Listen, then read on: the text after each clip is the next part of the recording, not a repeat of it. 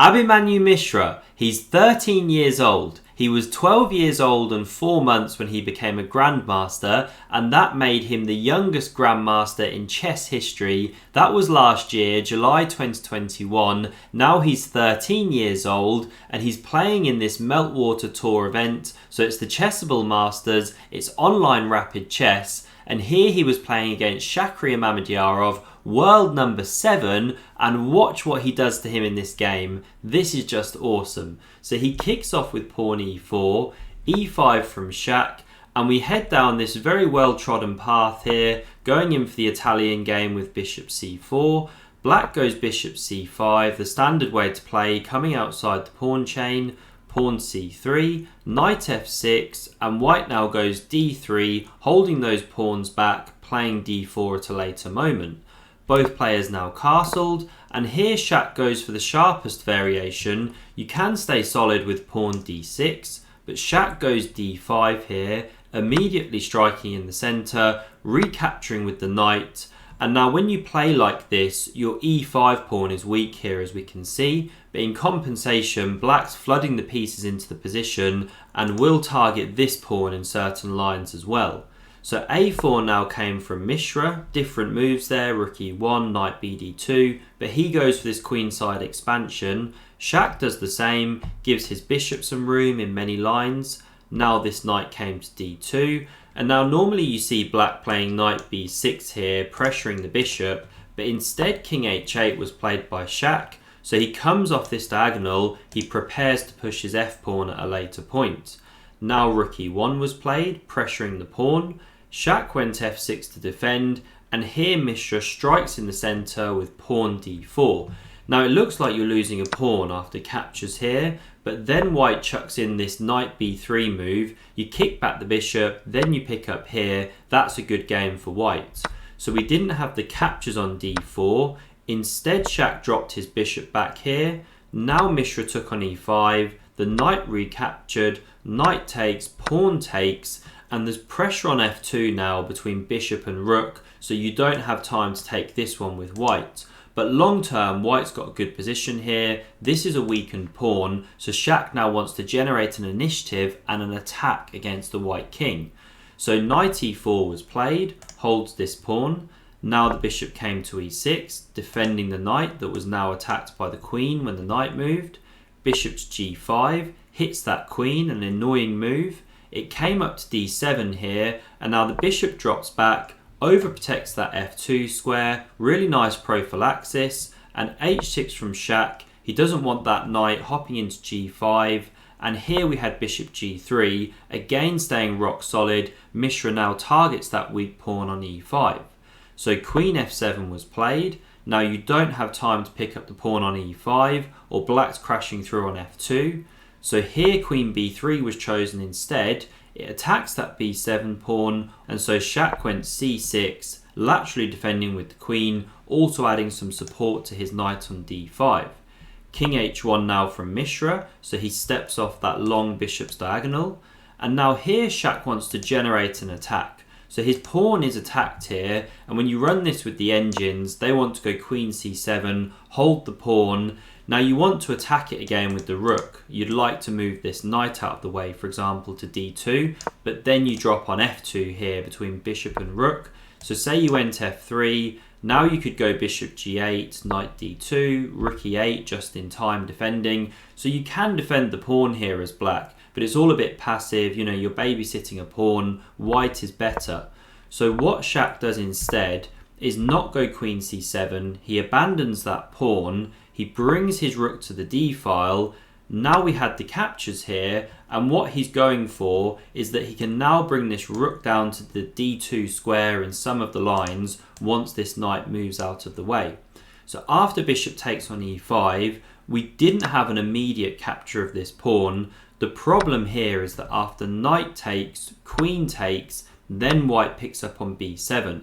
And actually white is attacking black here. You're threatening mate. Say you go rook f7 defending, well then we pick up on c6. Lots of loose pieces. So this wouldn't be good for black. It wasn't the way to play. So instead of taking on f2, Shak goes for something quite exceptional here. He plays bishop h3.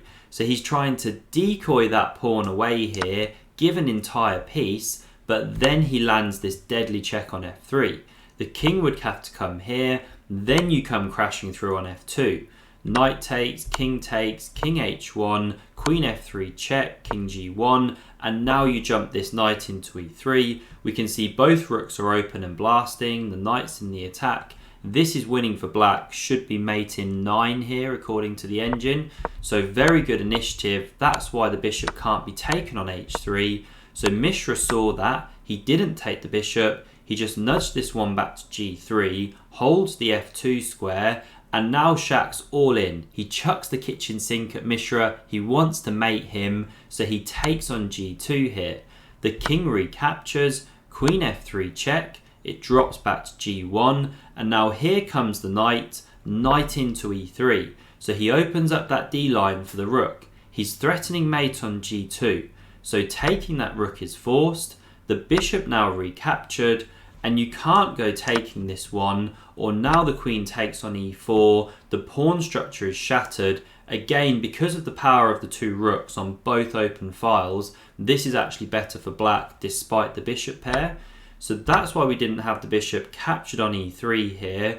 Instead, Mishra went rook to e1, but this isn't actually the most precise move, because now Shak can actually go rook to d2 here. Now he didn't play this one, he missed it, but the whole idea is that if the knight captures on d2, well, now we can crash 2 on f2 with check. And after bishop takes, queen takes, this is the problem with rook e1 as a defensive move. Queen c2 was better, by the way, because now when the queen moves, the king moves rather, we pick up the rook on e1. So this is the whole problem with that rook e1 move. However, after this rook d2, you wouldn't be forced to take that rook.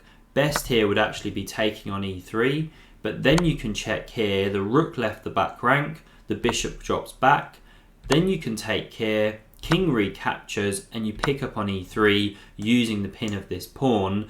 Queen c4 holds the knight, queen f3. So white would still be better here, but black has more chances than what we saw in the game. But we didn't have this move of rook d2. Shak missed to invade like that, so he left it on the back rank here, and after rook to e1, he took this knight on e4. But now Mishra can take here, the queen checked on b1, king g2, now he slams the rook down, looks scary, but the king is running away here. So bishop e2 was played, hits the rook, and this is a dual purpose move, because after check here, king h3, queen f5 check, now the bishop swings to g4, covers those checks, really nice geometry. The queen came into g5 here, threatening h5, so queen e6 was played. Now after h5, the bishop can move away and the queen still covers that checking square on f5. So rook f5 was played by Shak instead. Really hard for him to find moves. Now this is a complete blunder because you leave the back rank here. So we could have had queen c8 check, pretty much finishing the game on the spot, because after king h7, rook e8, this is a very common mating idea or winning tons of material. You bring the rook to h8 with check. After king g6, then the queen goes to e8 with check. We can also see the bishops joining in the fun, so this would just be busted. Black doesn't actually have any good moves.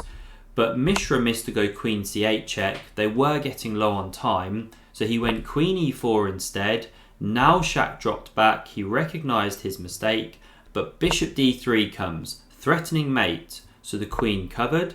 Now queen e7 hit the rook, it dropped g8, and now queen f7's a nice move, also supports bishop f4 soon, so queen g5 was played. Now with bishop f4 we've got this checkmate, so be careful. So instead we had this queen f5 move, looking to exchange, threatening mate here. You can't keep the queens on like this or then we get bishop f4.